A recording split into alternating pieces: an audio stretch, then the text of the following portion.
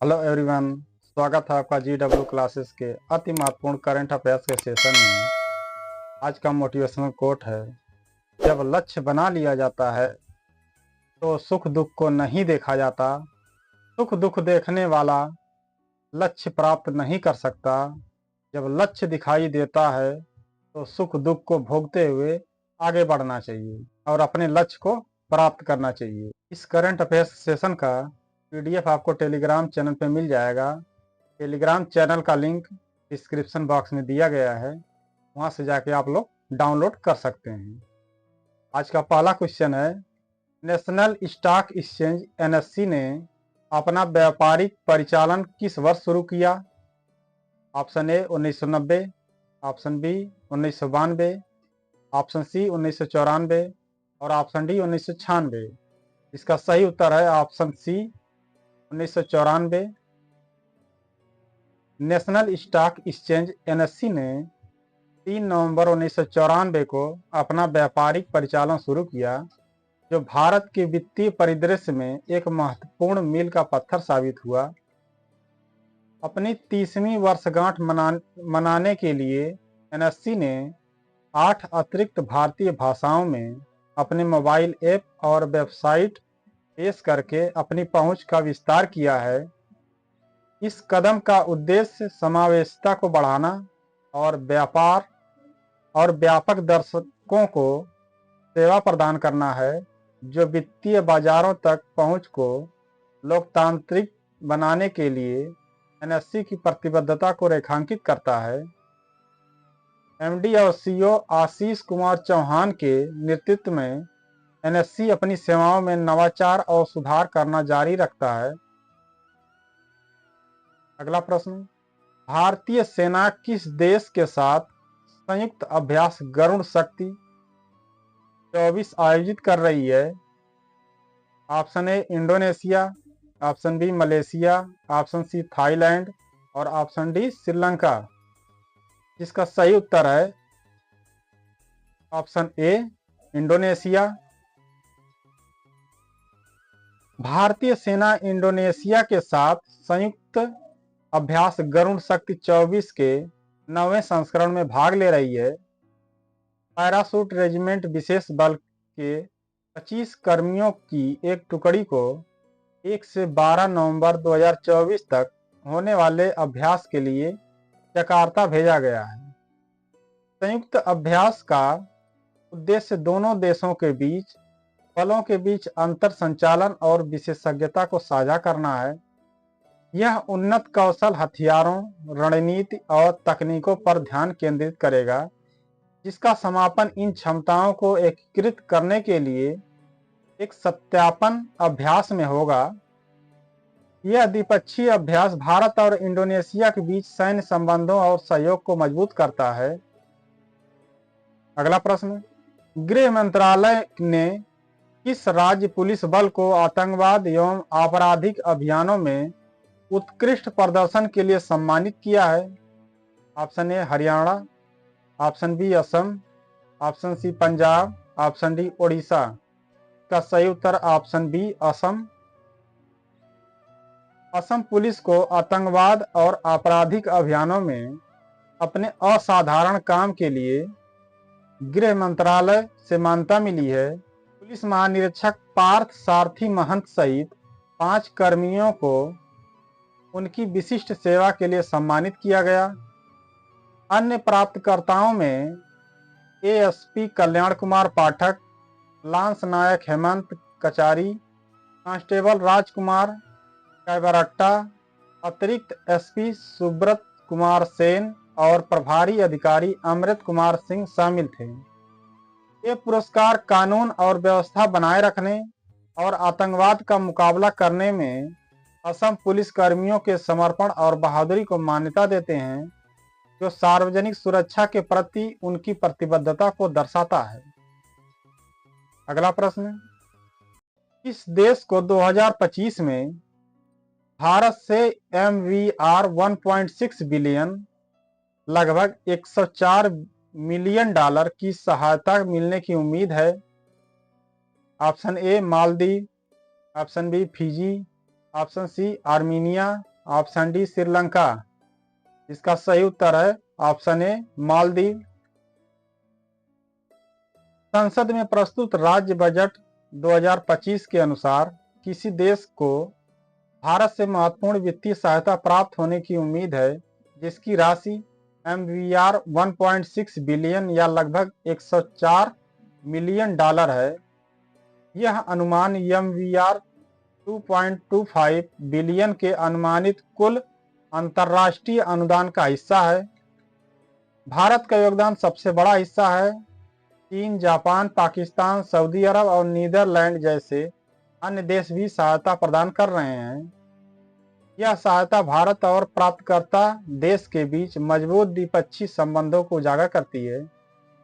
अगला प्रश्न, इसरो का पहला एनालॉग अंतरिक्ष मिशन किस स्थान से लॉन्च किया गया था? Option A Bengaluru, option B Sikkim, option C Leh, option D Sriharikota. इसका सही उत्तर है ऑप्शन सी लेह से। भारतीय अंतरिक्ष अनुसंधान संगठन इसरो ने लेह लद्दाख से अपना अग्रणी एनालॉग अंतरिक्ष मिशन लॉन्च किया।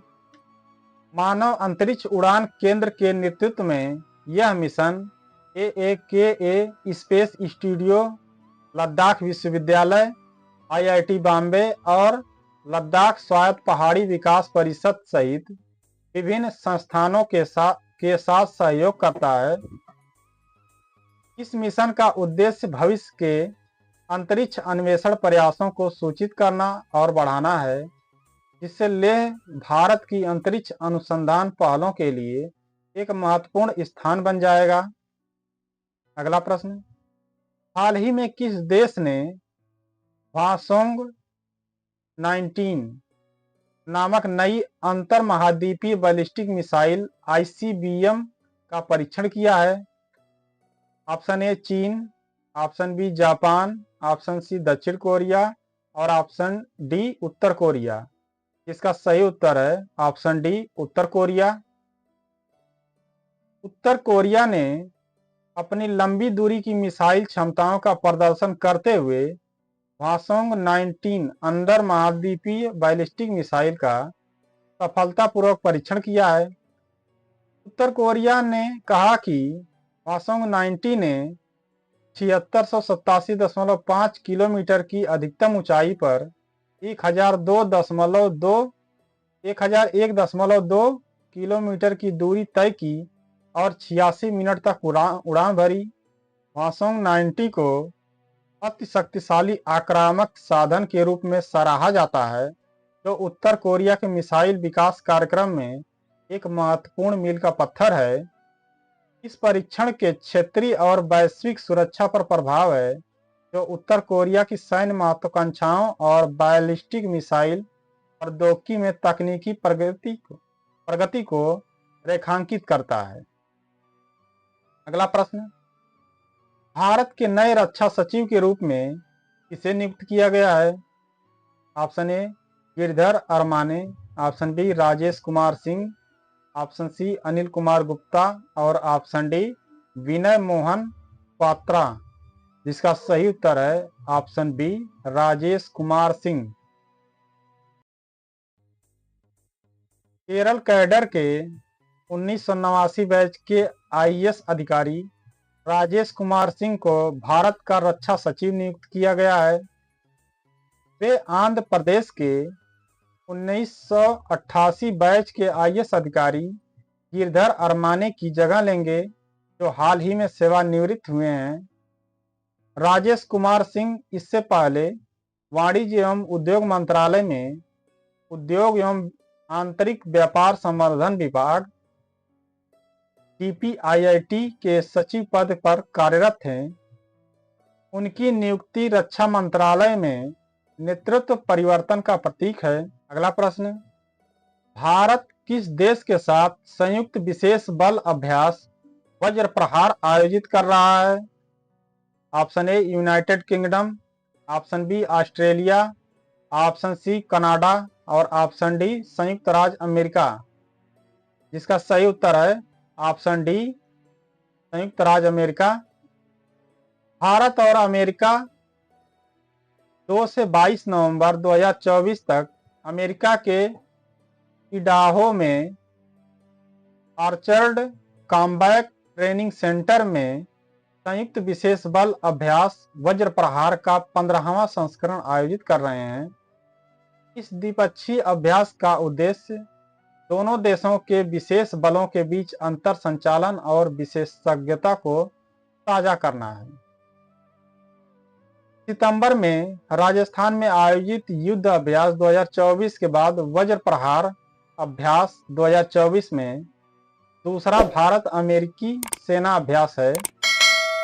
यह सहयोग भारत और अमेरिका के बीच रक्षा संबंधों और सहयोग को मजबूत करने को दर्शाता है। अगला प्रश्न, अक्टूबर माह में भारत के सकल वस्तु एवं सेवा कर जीएसटी संग्रह की साल दर साल वृद्धि दर क्या है?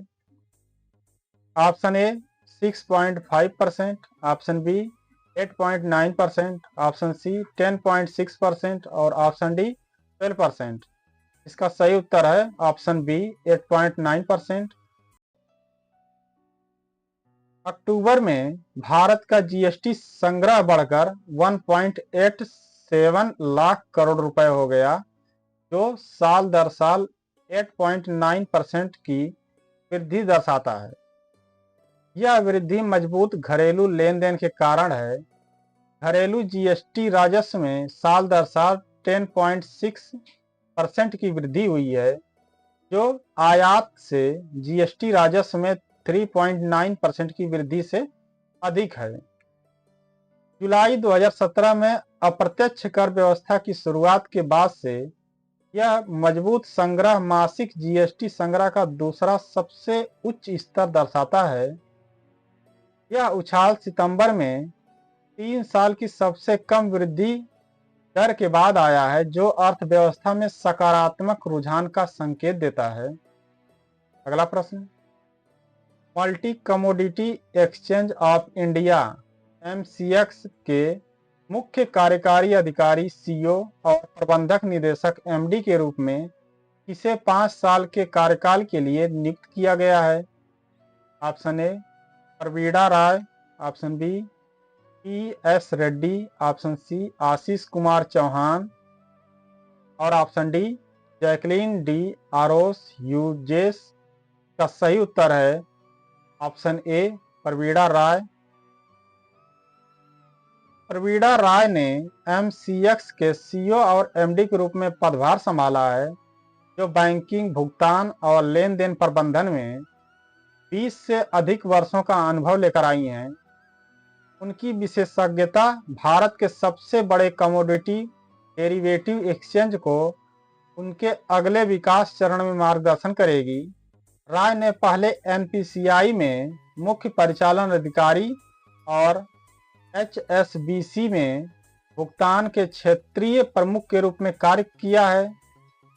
उनकी नियुक्ति एमसीएक्स के लिए एक नया अध्याय है, जो डिजिटल भुगतान, रणनीतिक प्रबंधन और लेन देन प्रसंस्करण में उनके कौशल का लाभ उठाती है। राय के नेतृत्व का लक्ष्य एमसीएक्स की बाजार उपस्थिति का विस्तार करना और परिचालन दक्षता को बढ़ाना और ग्राहक केंद्रित पहल शुरू करना है। अगला प्रश्न, जलवायु और स्वास्थ्य अफ्रीका सम्मेलन 2024 किस शहर में आयोजित किया जाएगा? Harare, option B Lagos, option C काहिरा और ऑप्शन डी जोहान्सबर्ग। इसका सही उत्तर ऑप्शन ए हरारे। जलवायु और स्वास्थ्य अफ्रीका सम्मेलन 2024 एक महत्वपूर्ण आयोजन है, जो अफ्रीका की जलवायु स्वास्थ्य चुनौतियों से निपटने के लिए विशेषज्ञों और नेताओं को एक साथ लाता है। विशेष रूप से सम्मेलन जिम्बाब्वे की राजधानी हरारे में होने वाला है। मेजबान शहर के रूप में हरारे का चयन अफ्रीका में स्वास्थ्य पर जलवायु परिवर्तन के प्रभाव को संबोधित करने के लिए जिम्बाब्वे की प्रतिबद्धता को रेखांकित करता है। इस सम्मेलन की मेजबानी करके हरारे अफ्रीकी नेताओं, शोधकर्ताओं और स्वास्थ्य विशेषज्ञों के बीच महत्वपूर्ण चर्चाओं और साझेदारियों को सुविधाजनक बनाएगा। अगला प्रश्न, कौन सा भारतीय राज्य दुर्गेश अरण्य प्राणी उद्यान का घर है जो भारत का पहला IGBC प्रमाणन प्राप्त करने के लिए तैयार है? Option A Uttarakhand, option B Himachal Pradesh, option C Jammu और कश्मीर और ऑप्शन डी सिक्किम, जिसका सही उत्तर ऑप्शन बी हिमाचल प्रदेश। हिमाचल प्रदेश के कांगड़ा के देहरा विधानसभा क्षेत्र के बनखंडी इलाके में स्थित दुर्गेश अरण्य प्राणी उद्यान मुख्यमंत्री सुखविंदर सिंह सुक्खू द्वारा घोषित यह चिड़ियाघर भारतीय हरित भवन परिषद IGBC से प्रमाणन प्राप्त करने वाला भारत का पहला चिड़ियाघर बनने वाला है। प्रमाणन का उद्देश्य चिड़ियाघर के संरचनात्मक डिजाइन और परिदृश्य नियोजन को मान्यता देना, इस क्षेत्र में संरक्षण प्रयासों और टिकाऊ पर्यटन के लिए एक मॉडल के रूप में स्थापित करना तथा एक पर्यटन स्थल के रूप में इसको बढ़ाना है। अगला प्रश्न, Mohammad bin Zayed University of Artificial intelligence द्वारा विकसित उन्नत ओपन सोर्स हिंदी बृहद भाषा मॉडल का नाम क्या है? Option A Chatur, option B Nanda, option C Surya, option D Aryan. इसका सही उत्तर है option B Nanda. Mohamed bin Zayed University of Artificial Intelligence MBZUAI ने नंदा नामक अत्याधुनिक open source Hindi large language model को जारी करके प्राकृतिक भाषा प्रसंस्करण में महत्वपूर्ण सफलता हासिल की है। G42 के इंसेप्शन और सेरेब्रस सिस्टम के सहयोग से विकसित नंदा में 10 बिलियन पैरामीटर हैं जो हिंदी में असाधारण तर्क क्षमता प्रदर्शित करते हैं। इस अभिनव मॉडल को शक्तिशाली कोंडोर गैलेक्सी सुपर कंप्यूटर पर प्रशिक्षित किया गया है और अब यह सार्वजनिक रूप से सुलभ है, जिससे हिंदी भाषा के AI अनुप्रयोगों और अनुसंधान में प्रगति का मार्ग प्रशस्त होता है।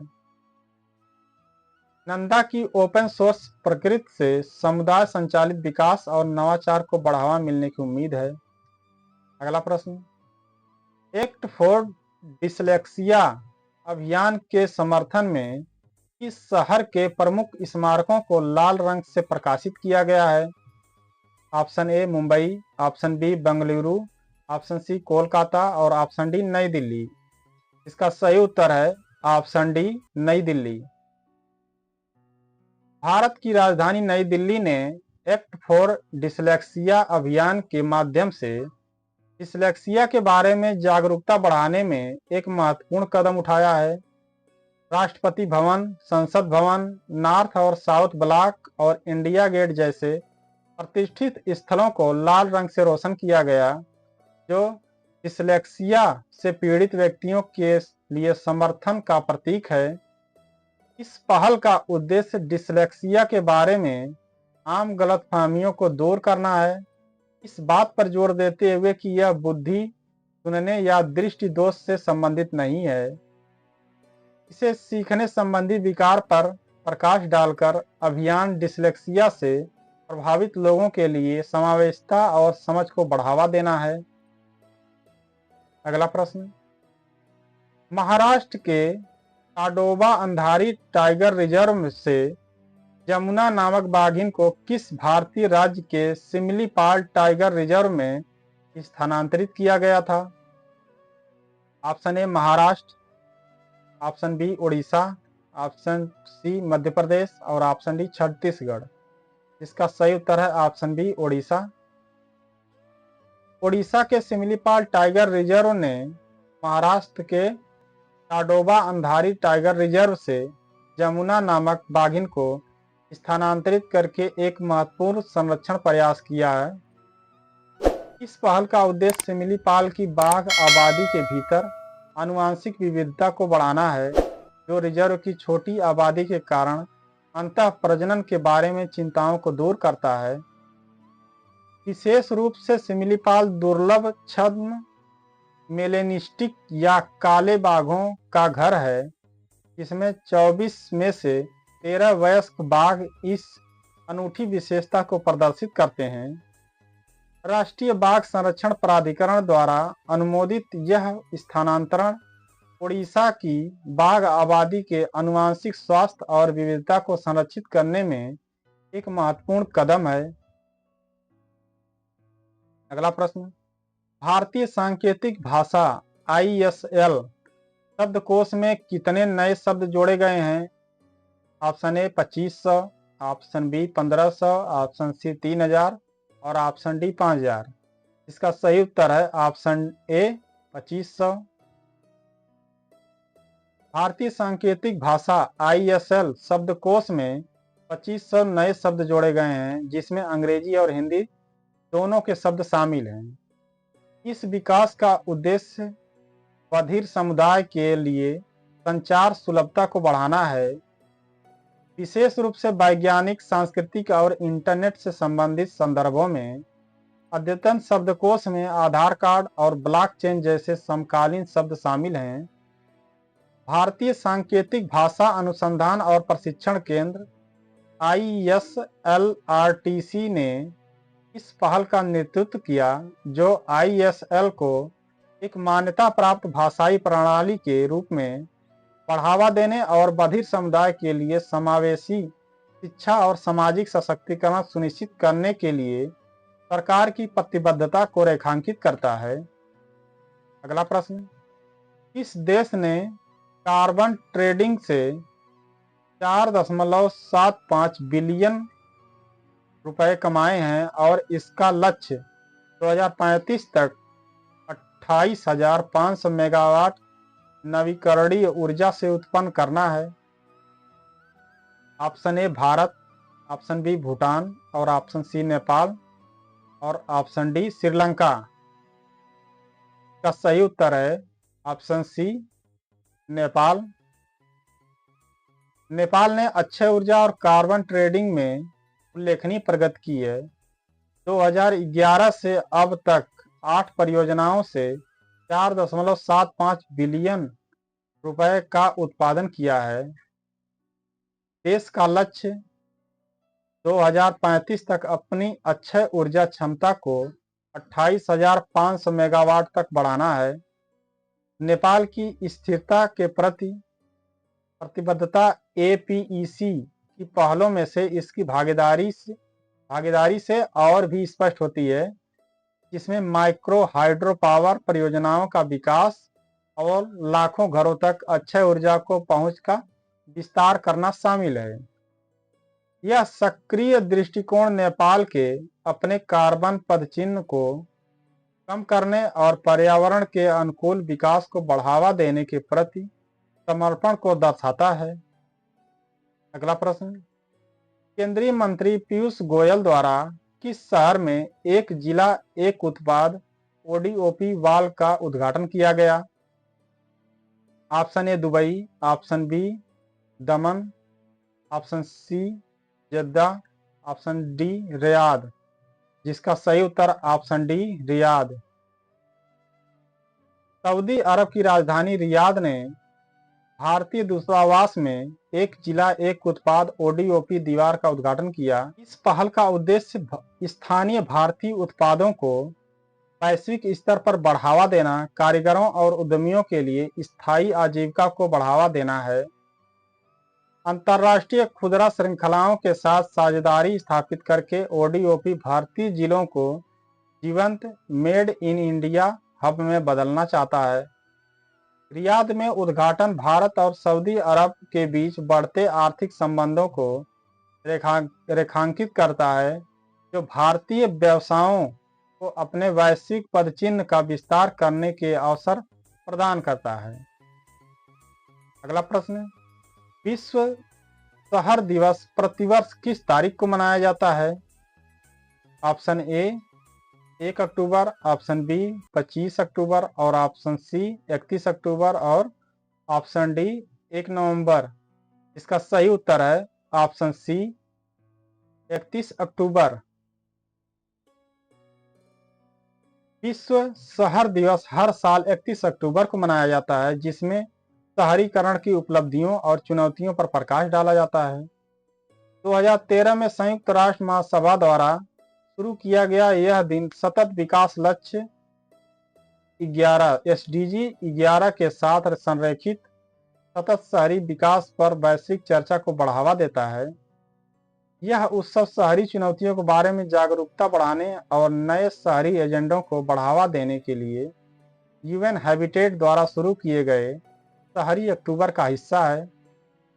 31 अक्टूबर को विश्व शहर दिवस मनाकर अंतर्राष्ट्रीय समुदाय दुनिया भर में समावेशी, सुरक्षित और लचीले और टिकाऊ शहर बनाने के महत्व पर जोर देता है।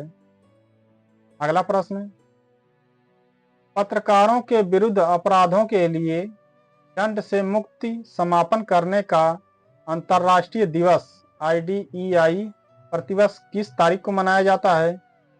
ऑप्शन ए 2 नवंबर, ऑप्शन बी 31 अक्टूबर, ऑप्शन सी 1 नवंबर और ऑप्शन डी 15 जनवरी। जिसका सही उत्तर है ऑप्शन ए 2 नवंबर। पत्रकारों के खिलाफ अपराधों के लिए दंड से मुक्ति को समाप्त करने का अंतर्राष्ट्रीय दिवस IDEI संयुक्त राष्ट्र द्वारा मान्यता प्राप्त एक महत्वपूर्ण दिवस है, जिसका उद्देश्य पत्रकारों की सुरक्षा की तत्काल आवश्यकता को उजागर करना और उनके खिलाफ किए गए अपराधों के लिए व्यापक दंड से मुक्ति को संबोधित करना है। 2 नवंबर को प्रतिवर्ष मनाया जाने वाला IDEI माली में 2013 में 2 फ्रांसीसी पत्रकारों की हत्या के बाद हत्या की याद में मनाया जाता है। इस दिन को मनाकर अंतर्राष्ट्रीय समुदाय पत्रकारों के लिए सुरक्षित परिस्थितियों, न्याय और जवाबदेही की वकालत करता है, जो अंततः दुनिया भर में प्रेस की स्वतंत्रता और अभिव्यक्ति की स्वतंत्रता को बनाए रखता है। यह आयोजन सदस्य देशों को हिंसा को रोकने और जवाबदेही सुनिश्चित करने के उपायों को लागू करने के लिए भी प्रोत्साहित करता है। दोस्तों, अगर वीडियो पसंद आए इसे लाइक करें और चैनल को सब्सक्राइब करें और इसे ज़्यादा से ज़्यादा शेयर करें, जिससे अधिक से अधिक लोगों का लाभ हो सके। सेशन का PDF आपको टेलीग्राम चैनल पर उपलब्ध है, आप वहां से डाउनलोड कर सकते हैं। टेलीग्राम का लिंक डिस्क्रिप्शन बॉक्स में दे दिया गया है।